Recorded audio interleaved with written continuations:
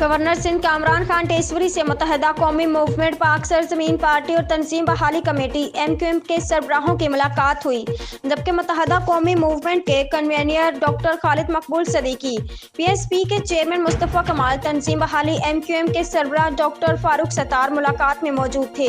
जबकि तीनों जमातों के सरबराहों ने 15 जनवरी को होने वाले बल्दियाती इंतखाबात के सिलसिला में इलेक्शन कमीशन ऑफ पाकिस्तान के फैसला पर तहफ़्फ़ुज़ात का इजहार किया और कहा कि हल्का बंदियों में साजिशी अनासर कार फरमा रहे हैं। इस मौके पर गवर्नर सिंध कामरान खान टेसवरी ने MQ के बिछड़े हुए भाइयों को इस सिलसिले में वफाकी हुकूमत से बात करने की यकीन दहानी कराई।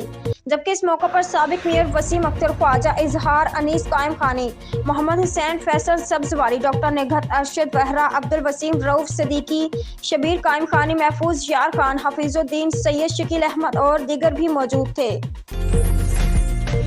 उम्दा में पकाएं और जी भर के खाएं।